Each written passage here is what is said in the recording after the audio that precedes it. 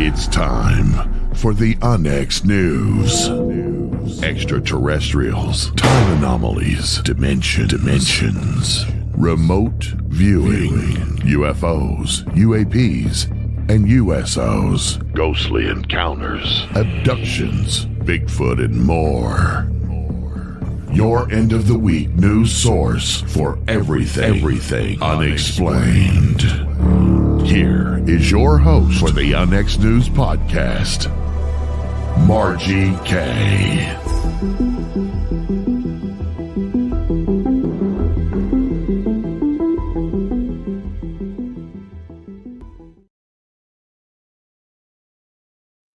Good evening, everyone, and welcome to Unexplained News. I'm your host, Margie K. And tonight, of course, it's the Halloween season, so we need to talk about graveyards. Haunted graveyards, some of the most haunted in the United States. And then also I have a guest. I did a pre-recording of this with this gentleman who does cemetery cleanup and repairs headstones. And I think that that's fascinating. It's a really good interview. It's just a few minutes long, and I think you'll enjoy it. So let's go ahead and get started with that first, and then I will be back with some real scary stuff.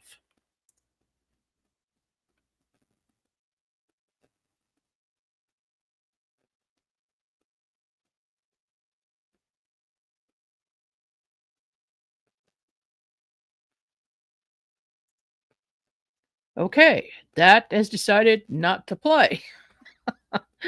Well, that's just about par for the course for me this week. Everything has just been a little bit crazy. So we'll do that in reverse. I will get that up a little bit later. So you've heard me talk about my latest book along with Violet Wisdom. We wrote this book, How to Research a Haunted House. But I also want to mention a couple of other books that I've written and rewritten over the years. This one is Gateway to the Dead. It is a ghost hunter's field guide from a psychic's perspective. So it's a little bit different than the norm, what you might expect. And then, of course, we go through different types of equipment to use. I even tell you how to build a ghost hunting box, a spirit box very inexpensively so you can speak to the dead and it works. And then, of course, it discusses all of the different types of entities that you might run into while you're ghost hunting and what to do about them, how to handle them. And at the end, I do list some really good places to investigate. So there is that. And then I have this one, Haunted Independence, Missouri. This is a collection of 58 sites that I investigated here in my hometown of Independence. And there are some pretty scary things going on, some very haunted sites. And we're going to talk about some of those this evening, just specifically the cemeteries. So let's go ahead and get started with that. I'm going to read a little bit from the book, which you can hardly see there. We're going to start with the Woodlawn Cemetery. The earliest burial at this site dates to 1819. The site used to be 3 separate cemeteries, which were joined into one very large cemetery bordered by a stone wall. This is the possible last resting place of the Lady in Gray, who has been seen walking on Nolan Road in front of the property for many years. The cemetery, which is now owned by Independence Parks and Recreation, is the resting place for some famous people, including Confederate Brigadier General John Taylor Hughes, James Andrew Little, member of the James Gang, Samuel Locke Slayer, judge of the 24th Judicial Circuit and member of Congress, Leroy Smith Jr., author of The Fourth King, and Samuel Hughes Woodson, U.S. Congressman. Members of my paranormal team have visited the cemetery on several occasions and have been greeted by ghosts almost every time. We have seen several full and partial body apparitions, mysterious orbs darting about, and myths in every part of the cemetery. One person who lives nearby says that they hear knocking on their back door, but when they go to see who it is, no one is there. His property borders a cemetery, so he wonders if it isn't a ghost. My daughter was searching one day for a particular marker at the site belonging to her mother in law when she sensed that someone was trying to tell her to stop immediately and look down. She stopped and saw a small marker for a baby girl who was born and died the same day. The date was my daughter's exact same birth date, November 27th, 1976. So we wondered what made her look down and why there was a connection to my daughter is anyone's guess, but it seems to be an odd coincidence. Now, a little more about this lady in gray. I saw her several years ago, probably about 15 years ago, driving on Nolan Road in front of the cemetery, and I saw a woman in tattered clothing. She was wearing gray clothes, very thin. She had either her hair piled up or she had her hair, had short hair. It was gray hair as well, and really large eyes. And that's one thing that's a common trait that people say that they see with this particular lady. And I just thought she was a person looking for somebody because she's always acts like she's looking for someone when anyone sees her. And then she disappeared in thin air. So I realized I was actually looking at a spirit, not a human being. Then about 5 years ago, a couple came to me and filed a report. And so they wanted me to investigate. But I decided not to after I heard their story. They were driving around the cemetery at night. Now, the cemetery is closed at night, but somehow they were able to get in and they drove their car around.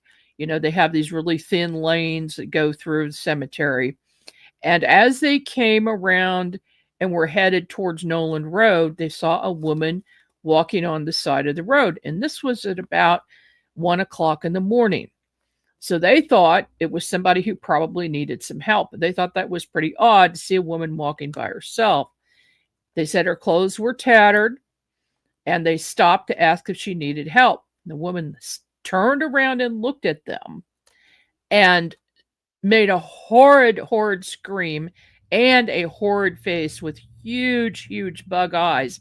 And they took off, realizing this was not anything normal. They had just had a paranormal experience. And they said they won't go back to that cemetery during the daytime, much less at the nighttime.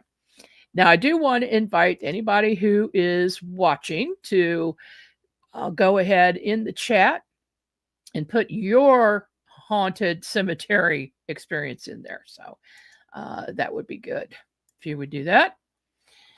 Okay, so now we're going to go to Pitcher Cemetery. This is in Kansas City, Missouri, just north of 40 Highway.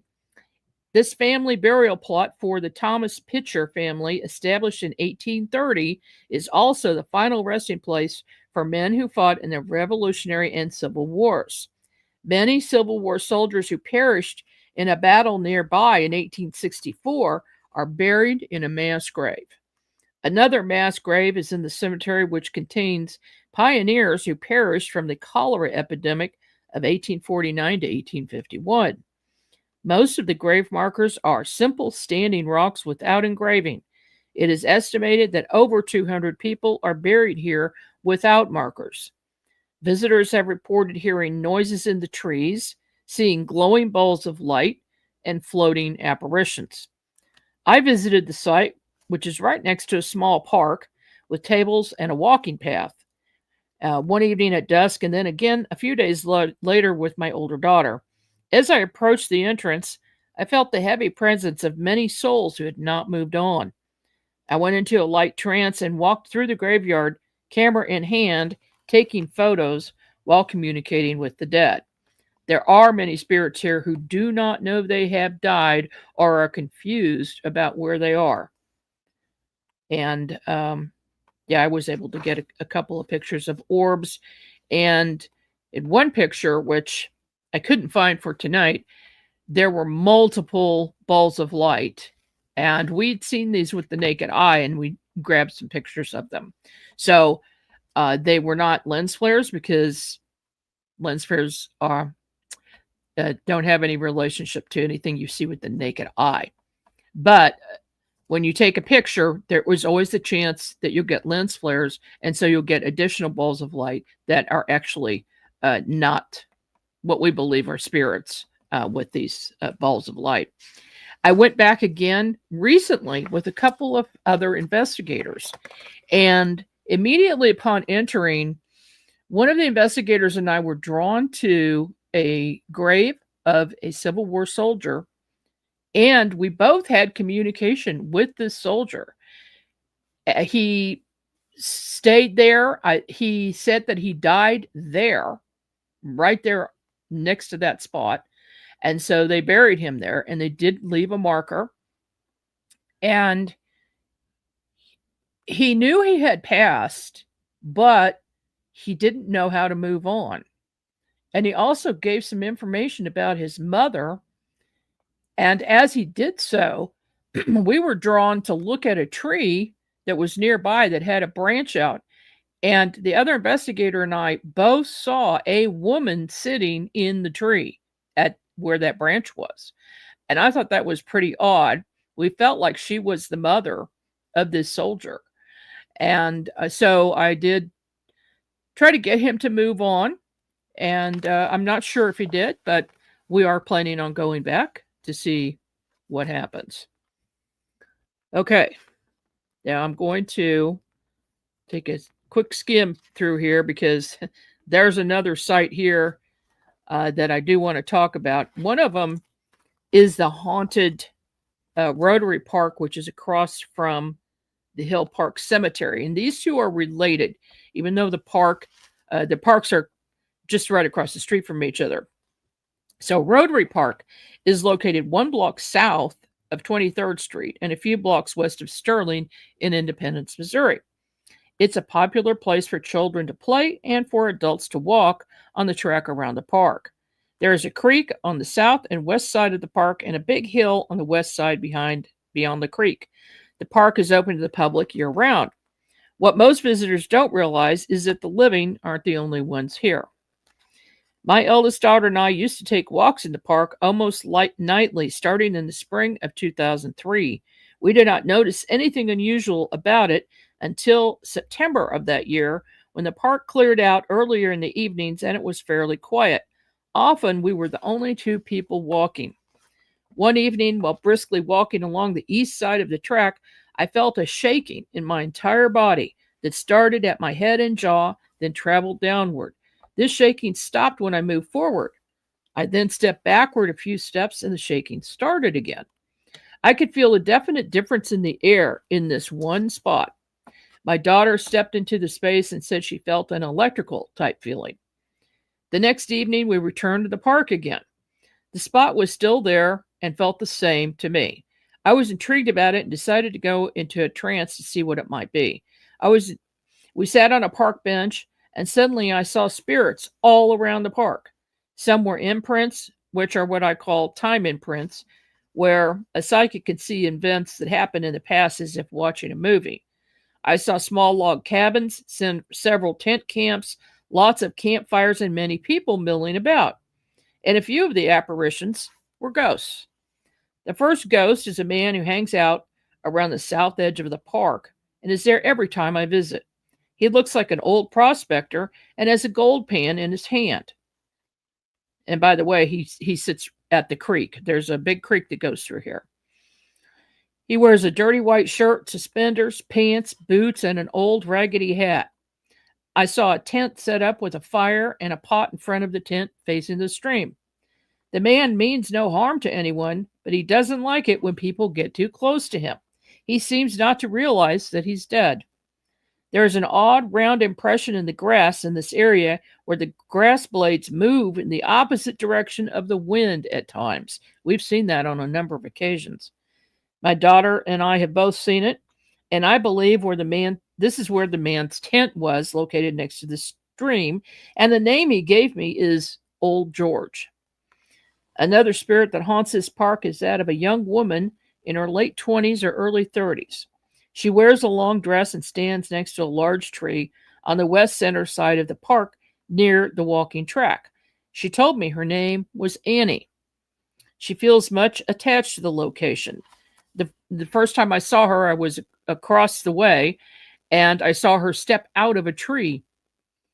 When I did a reading of the area, I also got the name of Frank James, but I didn't know why there was a relationship to this woman at the time. I asked a local history buff, Joe Rudzik, about this location, and he told me that is where there's currently a brick schoolhouse at the top of the hill, and that's the exact spot where there was an older school. Frank James' girlfriend was a school teacher. In those days, it was customary for a teacher to be unmarried. When the community refused to let Anne marry Frank James and still retain her position as a teacher, the school mysteriously burned down. The entire town thought it was Frank who was responsible, but they couldn't prove it.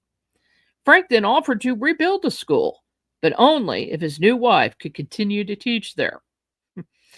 The town council agreed and the new school was built. I think this woman is the ghost of Frank James' wife. I did research on the internet and found that her name was Anne, nickname Annie Ralston. Born in 1853, died in 1944.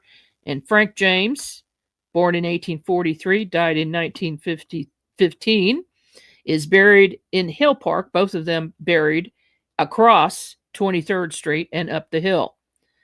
Anne Ralston, there's a street named Ralston because her family was also very prominent in the area. I think her ghost haunts the park because she has a strong attachment to the school. This is a good place to visit if you want to see a ghost. If you place your hand on the east side of the tree, 12 inches away from the tree, approximately 5 feet up from the ground, it will feel noticeably warmer than the air around it. We took a tour to this park on Halloween night in 2004. I saw a woman materialize there and then turn to white mist. Immediately took the group to the tree, and all 11 people could feel the warm spot next to the tree. 3 people could also see the white mist in the same place. In October of 2007, I took a class on 2 different nights. On both occasions, everyone felt a difference in temperature next to the Annie tree, and I was able to get several photos of orbs.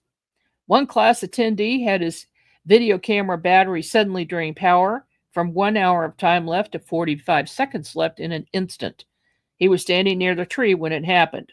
Also, at that same moment, I saw Annie come out of the tree.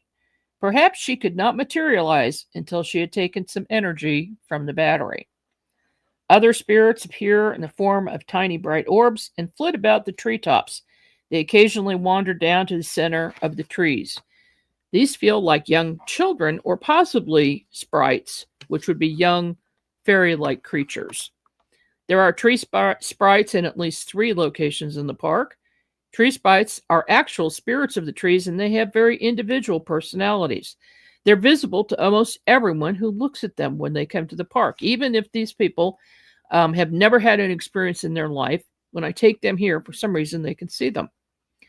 The tree spirits have eyes, nose, and mouth, and their face changes shape and may even speak to you if you look at them for a few minutes. If you go to this park, look for knots in the trees and watch them for a few minutes. If you listen quietly, they may tell you something about things they've seen in the past.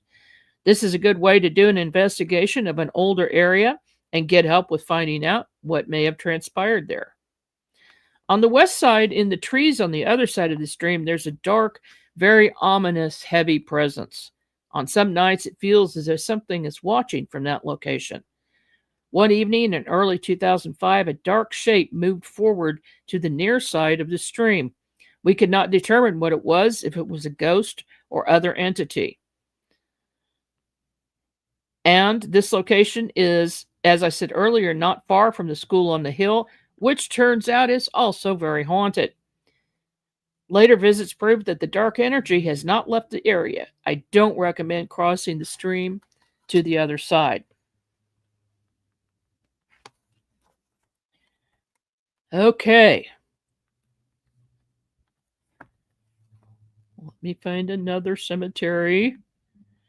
because there are a lot of places. I'm looking at the book Haunted Independence right now, which, of course, all of these books are available at Amazon, by the way. Someday I'll talk about one of my very, very haunted houses, the house I live in right now. Okay. I'm going to talk about Mill Mill Mill Street Cemetery. Okay. This is in Northern Independence. It's in a very quiet neighborhood. It's a huge cemetery. And Joseph Smith is buried there, among other people. Lots of people visit at night, but they can park in a parking lot across the street. But at dusk, the cemetery locks up. So you're not supposed to enter the cemetery after dark. And but there really isn't anybody around to watch. There is a house on one end that may have people in it that are keeping an eye out, but not everywhere in the cemetery. And there are some rolling hills too. It's so big.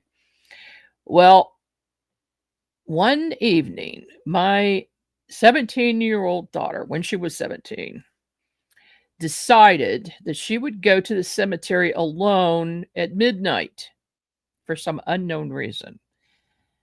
And she crossed the street in the parking lot, climbed the fence to get into the cemetery, and walked down one of the little roads and then found a place to sit. She sat down and leaned next to a tree. And she said, "If there really are ghosts, I would like to see one. Please show yourself." And just a few seconds later, off in the distance, she sees a woman coming towards her. The woman was wearing a white nightgown. This is pretty common for some reason. But as it got closer, first she thought it might have been a person. But as it got closer, she realized it was floating. It wasn't walking. And she had no feet. But it was a full-bodied apparition other than the feet. And it just got closer and closer to her. Well, she decided to get out of there. She stood up and ran out and kept running and running. She looked behind her, and the ghost was still there following her the whole way that she's running to get out of this cemetery. She jumped the fence, went over to her car, and the ghost stopped at the edge of the cemetery as if it couldn't go any further. So she left, called me the next day, and told me about it. So, of course, I had to get my team out there. So we had a team of 5 who went to investigate. And we split up into 2 teams. 3 people went up the hill and down the area where that spirit had first materialized. And then 2 of us stayed behind, not too far from the front of the cemetery, maybe 50 feet away. And we found a place to sit down, a bench. It was very, very dark that night, a little bit of moonlight. And we were very, very quiet. Then we heard voices. We heard voices of people talking. So we thought that the other 3 investigators were actually coming back, but we couldn't see them. And then we saw this big, dark cloud appear in the center of this dip in the road. So it's down in this dip. And we're still hearing the voices. We couldn't understand what they were saying, but they were definitely people having a conversation. We're looking all around. We don't see anybody around, just this dark blob in the center of the road. And then the 3 investigators appear at the top of the hill, and we saw them coming down. So as they approached this dark energy, it dissipated. And then the 3 investigators came to us, and we told them what happened, and they said they weren't even talking. So it definitely wasn't them. And what that dark mist was, I don't know. But that was a pretty scary moment, and we decided not to go back to that particular cemetery. Even if you have a lot of people around you, sometimes scary things happen, and you just don't want to revisit that again. So, what we're going to do right now is take a short break. When we come back, I'm going to attempt to show you this video again. We'll be back right after this.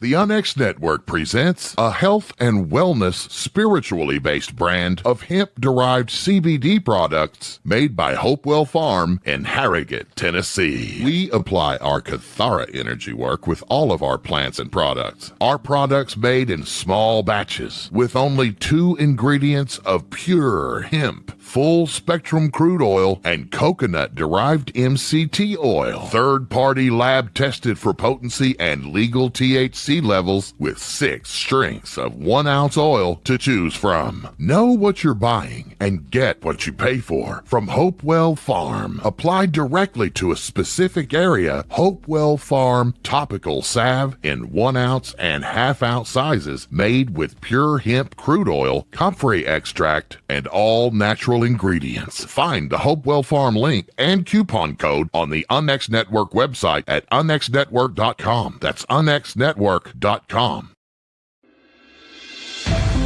The new book, How to Research a Haunted House by paranormal investigator Margie K and professional researcher Violet Wisdom, is now available from Unex Media. This one-of-a-kind book explains how to do research on a house with uncommon methods and resources used by historic home researchers, and how to determine who may be doing the haunting and why. How to Research a Haunted House can be used by homeowners, renters, investors, and it should be in the library of all professional paranormal investigators. Get this unique book at unexmedia.com or amazon.com. That's unexmedia.com or amazon.com.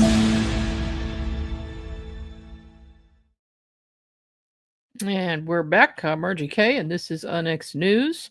And I just saw my good friend and fellow investigator Gene Walker pop in. How are you doing, Gene? Are you with me, Gene? Okay. Boy, this week has been a little bit crazy. So I'm going to have you hang on, Gene, because we can't hear you. And I know you're not muted, but something weird is happening. So you try to work that out. I am going to go ahead and attempt to play this video.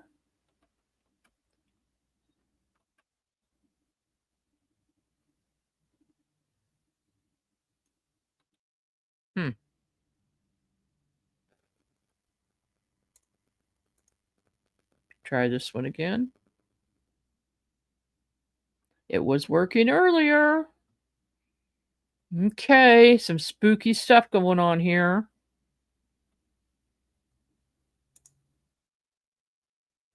It won't work. It won't work. This was a good interview. Won't work. Okay, let me go back to Gene. Gene, are you with me?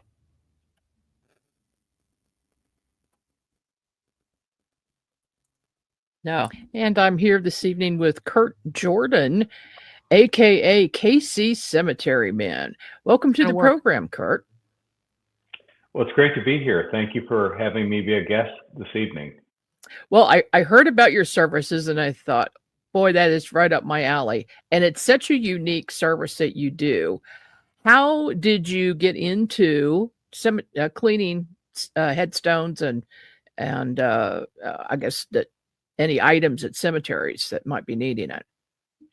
Well, this was a few years back. I was, at this point, I'm retired, but I was still working and I lived in Dallas at the time. My family is from the St. Joseph, Missouri area. And my late father reached out to me and he said, I found this old cemetery. It's a pioneer cemetery where we have ancestors who are buried there and the headstones are toppled over. Would you help me put the headstones back together? Well, the truth be known, my father was in no condition physically to put headstones together. So I said, I will do that. I put 3 headstones together. My dad was kind enough to sit in a lawn chair under a shade tree and supervise me. So that's how it began. I did the 3 headstones for my family members. And while I was working on it, I was looking around this entire cemetery and the whole thing was a disarray. The obelisks were toppled over, the tablets had fractured and they were being, the mowers were running over them. So I just looked at this cemetery and realized there was more work to do than just the 3 markers for my family members. So I took training that was necessary to learn the proper skills for putting headstones back together. And then equally as important, I secured approval from the county commissioners who had oversight. So that's how it started. It was pretty humble. I repaired 3 markers for family members and I just kept going. And how long ago did you start doing that? It's about 6 years ago at this point, and now I've just taken, this thing's really taken off. I'm going all over the Midwest, really doing this sort of work myself and training others as well. And do you get volunteers to help you with these projects?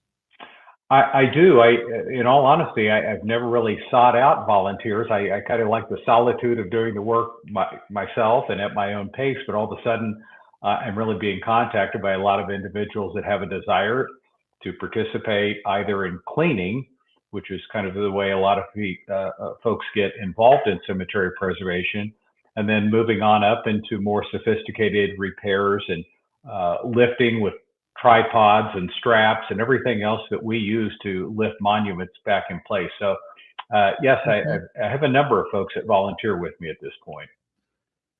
Well, here's a photo of one of your tripods. What are we looking at here? Well, this is a great example. This is a granddaughter and a grandfather who have taken over repairing the cemetery out in what's called Andrew County, Missouri, Northwest Missouri.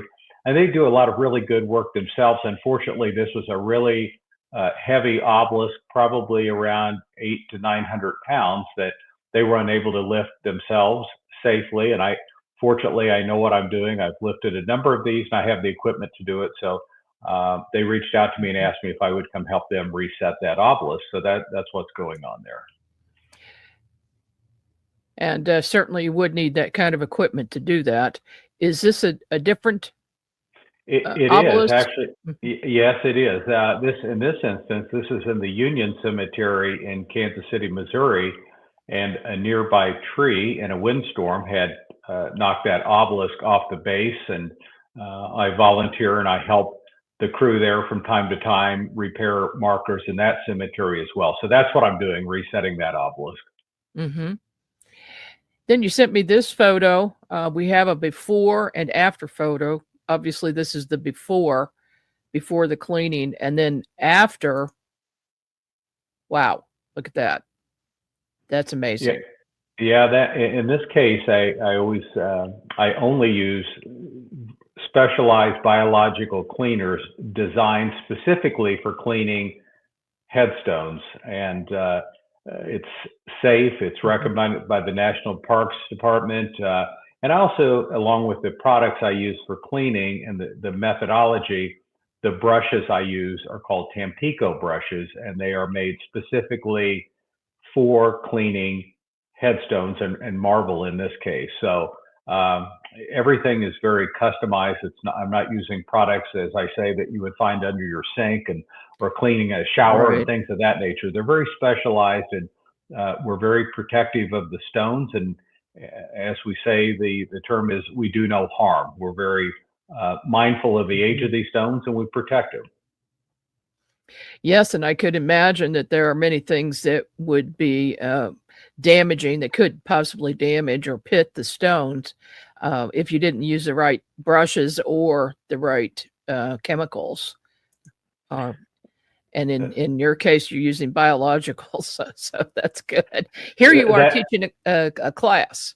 Right. That happens to be in a old city cemetery in Plattsburgh, Missouri, and I'm kind of leading the instructions there. And I happen to have a Tampico brush in my hand, and folks always see images that look like this, and they think that I'm cleaning headstones with a wire brush, and that would never, ever happen. So, so I always point that out. That's a Tampico brush, Right. and I'm providing instructions to the folks that are participating there. Yeah, my husband is a mason, and I know he uses wire brushes on for his tuck pointing and cleaning up stones a lot. So we'll just keep him away from these projects that you're doing. So when you want to go into a cemetery on a project, you said you mentioned the county. Is it the county commissioner that oversees that?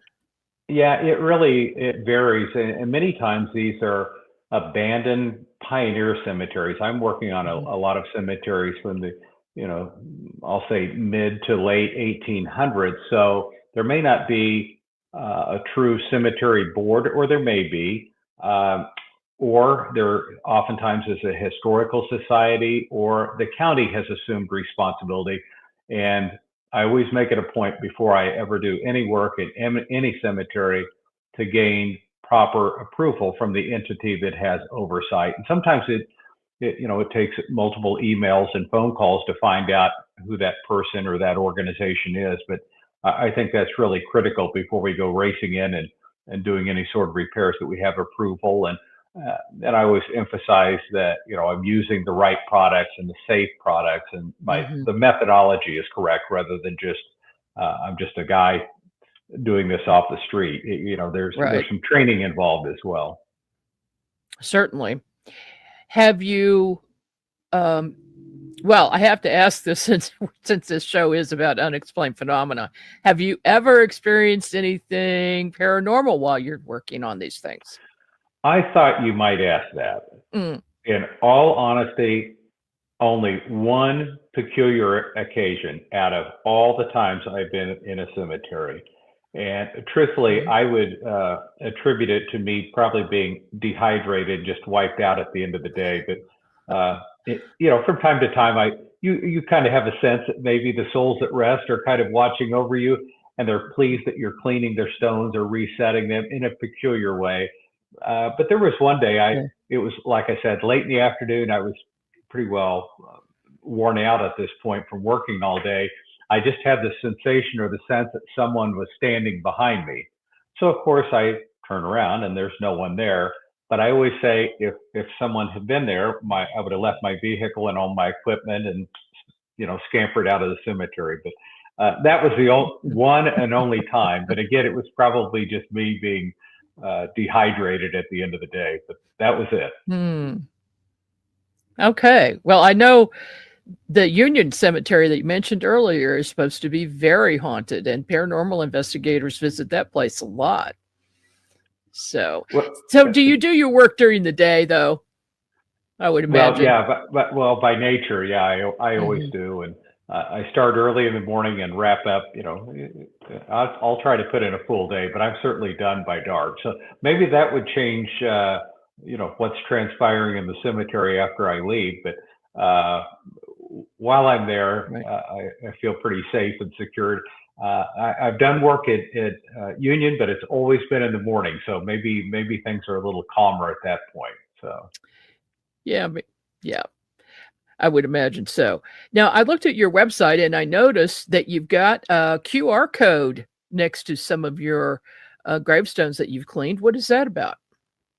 Well, there was an opportunity in the cemetery I've done a lot of work in, and initially where I started, it's called Greenwick Cemetery in Amazonia, Missouri, Northwest Missouri.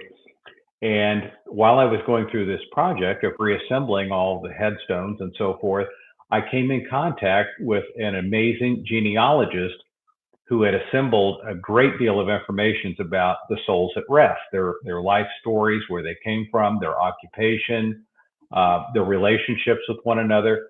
But she had assembled this over a period of about 40 years.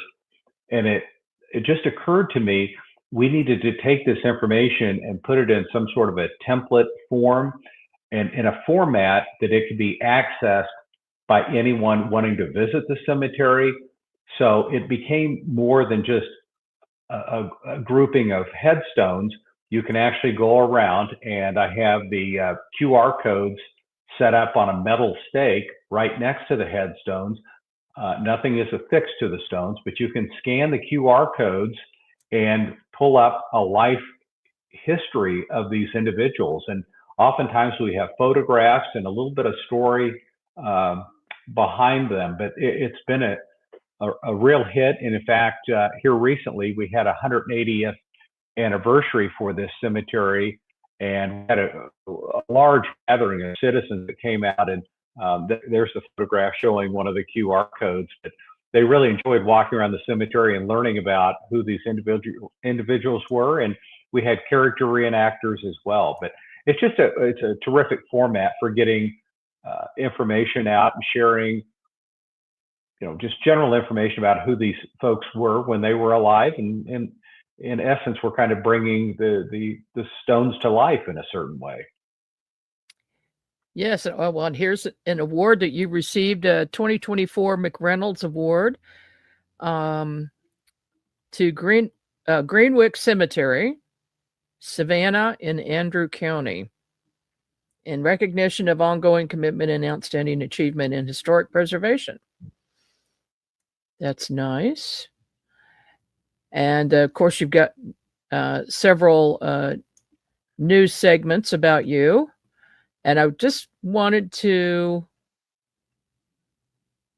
show this because since I can find it. Sorry, I'm scrolling, guys. Sorry about that. But I found something interesting. Here it is. Here it is. You were just talking about the Andrew County that cemetery in Amazonia, Missouri. This man, Peter Moser, from 1818 to 1873, was born in Switzerland and emigrated to the United States in 1834. In Ohio, he married Anna Zimmerman, who was also a Swiss immigrant, and they came to this area of Andrew County in 1842. Peter helped lay out the town of Amazonia. Both are buried in Greenwick Cemetery. And I thought it was very interesting that they had 10 children, and which at that time that was common because people needed children to help usually with farming. And then here is a cutout, and I assume that this genealogical researcher found this information. An old citizen of Andrew County killed. A gentleman from Amazonia informs us that on Sunday evening, Mr. Peter Moser, who resided some 2 miles north of that place, was kicked to death by a horse. We failed to obtain the full particulars of the accident. Mr. Moser was one of the oldest and best residents of Andrew County and was well known in this city. Oh my gosh, what a way to die. That would not have been good. Take that out. But it's very interesting that you've been able to compile this information and then put a QR code, because a lot of people are very interested in genealogy, but especially, can you imagine if they run across one of their own relatives and they find out information they didn't know about before? That's absolutely. Yeah, I've been in contact with a lot of these descendants through the years. They've discovered what's going on, in particular at Greenwick Cemetery. They've reached out to me. And in one case, I had an individual that said, "Hey, I know my great-great-grandmother's headstone is there. It's in pieces. Would you put it back together?" Well, here in the last month, or I should back up, probably a year ago, I reassembled this headstone. But within the last month, I had the opportunity to meet this great-great-granddaughter at the cemetery and walk her down and show her that marker. So and we have a QR code created for her great granddaughter Oh, or grandmother. So it's really fascinating to be able to not only connect with the past, with the souls at rest, but also connect with the descendants that have an appreciation for this work as well. yeah, that just makes it extra special. It's one thing to visit a gravesite of a relative, but if you really don't know the history, because most people aren't genealogists. Uh, I am. I became fascinated with it about 20 years ago and worked on ancestry, and then my daughter took over the family genealogy, so she's obsessed with it. But most people aren't. So this is a really good connection. It's an extra special thing that you're doing. I really, enjoy finding out about you, and I think this is awesome. If people want to learn more about how to do this themselves, do you have a YouTube video where they can learn it? I do have a YouTube channel, KC Cemetery Man, and the video providing instruction on how to clean headstones is on there. The other thing I would point out, and I should have said this in the intro, all of my efforts in the field of cemetery preservation, they're always 100% free of charge, including seminars and training classes that I put on for others. So when I have events scheduled, I also have a Facebook page, KC Cemetery Man, and my website as well. But I communicate where these events are being held and the times, and invite folks to come out and participate. They're all hands-on. I'll do a brief intro and instructional period, but then they're off and running, and they actually get to use the tools and products and everything else. So it's a wonderful day. They become comfortable with the process, and then they're able to, with approval, move on and do other projects and become involved in other cemeteries, where they may have family members or whatever the case may be. Mm-hmm. Well, that's just fantastic. I love your story. Love what you're doing. Thank you so much for visiting us this evening. Well, thank you, Margie. It's been a real pleasure to be with you.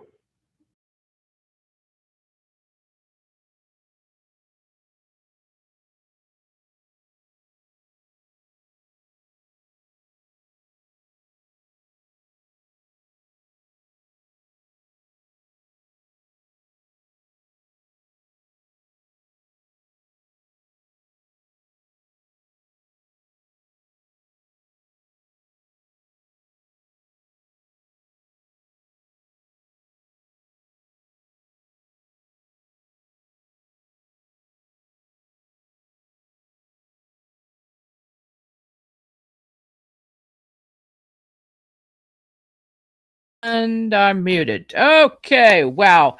Okay. The stars are against me this evening for some reason. Oh, gosh. All right. So I'm going to bring in my good friend and co-researcher, Gene Walker, now. And Gene is muted. So as soon as you unmute yourself, we should be able to hear you. And we've got the video going. There you are. Okay. How are you doing tonight, Gene? I'm fine. How are you, Margie? Oh, I am good. And of course, we're talking about haunted cemeteries right now.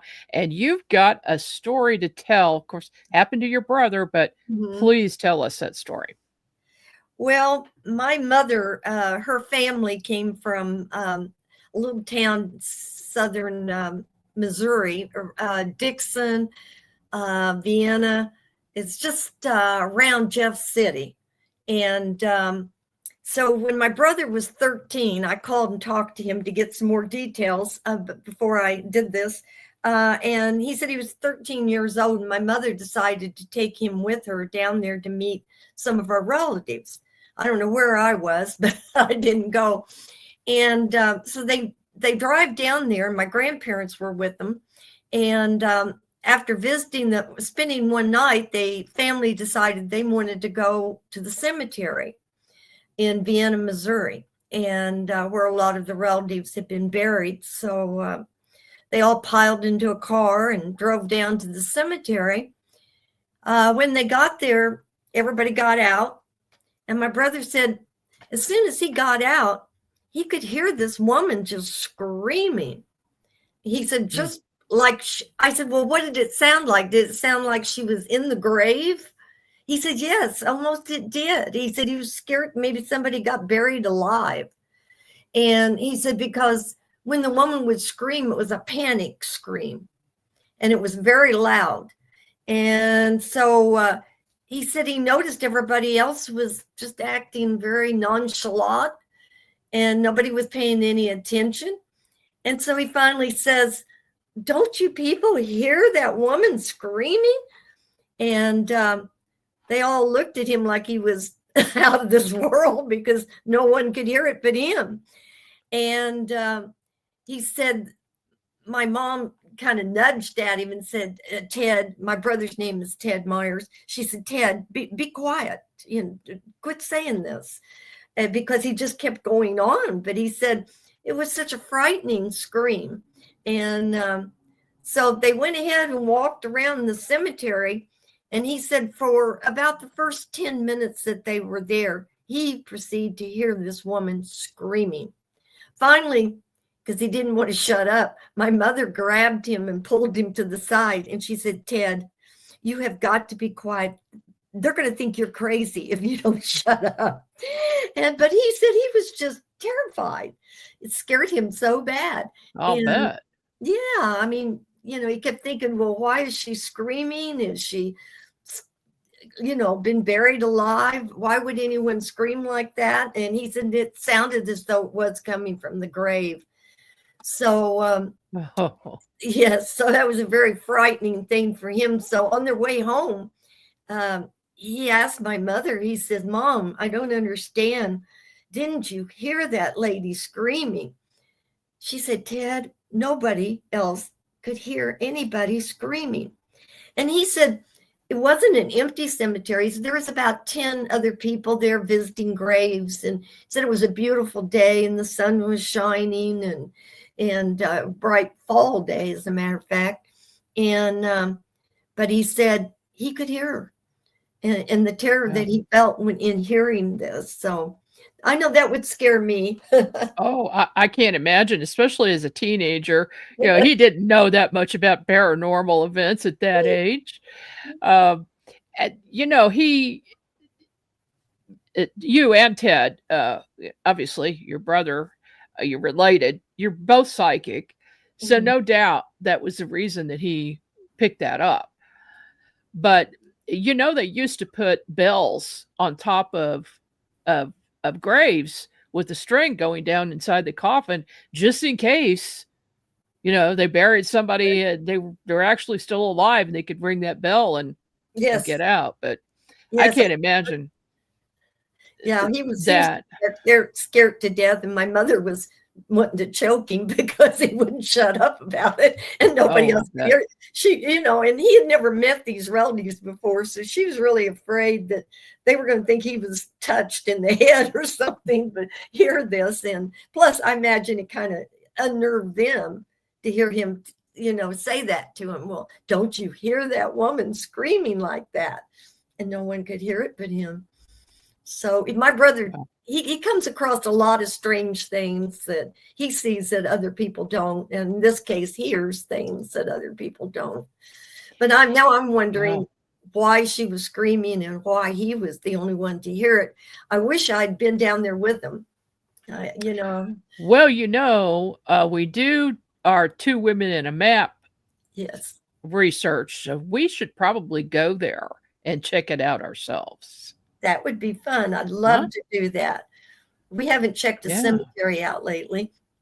No, we haven't. The last one we did was Pitcher, and we all had experiences there. I talked about that a little bit earlier on the show. Do you recall going through Pitcher with us? Did you have any experiences there? I remember the guy with us thought he heard voices. And I think one who saw the military people there. Somebody saw a military man there. Devin and I both. Okay. So, and we found his grave, and we both talked to the man. I remember seeing something to the back part, but it was like a shadow figure as it went across. Oh, okay. I didn't actually see that it was a uniform person, but yeah, that was got a lot of strange vibes out of that cemetery. It's a very old cemetery too, not Yeah. very big. It's one of the oldest, if not the oldest, in this area. Okay. Yeah. So, well, thank you so much for coming on Okay. and sharing that. That's pretty scary. That'll give some nightmares to some people, I'm sure, which is the goal for this He time of still year. remembers it. So, all right. Well, thanks for coming on, Jean, and I will be talking to you soon about going down to that cemetery. We'll see if we can't hear the screaming woman, Yeah, which would be a little unnerving. I hope she's at rest now, but I do too. After all we'll this check time. that out. Okay. All right. Yeah, Jean and I do a lot of investigating together. Paranormal, UFOs, all kinds of things. So I'm gonna have her come back on the show. We'll talk about some of the things that we've experienced together in the past. And one other place I want to mention is Stull Cemetery in Stull, Kansas. If you haven't been there, don't go. Now, the reason I say that is because they will not let you in. The place has got a big fence around it. It's locked up. I don't know how relatives go in to see the graves of people, but it got a really bad reputation, especially in the 1970s. Groups of college kids would go out, and there was supposed to be a gateway to hell right next to this building that you see here. This is an old picture. That building is now down, but when I pulled up here with my vehicle and looked up the hill. Now, this is a close-up of a hill and this is way in the distance from where I was in my car. And so I just sat there for a few minutes. This was during the day, and I felt a very, very dark, heavy energy up in the area of where that old building was. And so then I later found out that that's where they thought was a gateway to hell. I really don't think it is a gateway to hell, but there is a dark presence there. And but like I said, don't bother to go because it's a little tiny town and the people don't want to be bothered. And the cemetery has a bad reputation, but you're probably not going to really see or experience anything because you can't get in. So, but you can drive by and see if you sense anything, or maybe take some pictures and check your pictures later, see if you get anything in them. That is one thing that I always recommend to people. If you feel a presence, even if you don't see anything, start taking pictures because you never know what's going to show up on that film. All right, folks, that is it for me for tonight. And I thank you for joining me. Be sure to join me next week. We're doing our annual Halloween party and anniversary of the NX Network from 9 to midnight. Next Friday night is going to be my show, not at the regular time. So we're doing a late night show. We've got a lot of guests coming on, telling spooky stories. It's going to be a lot of fun. So I hope you'll join me. So I see you here again next week.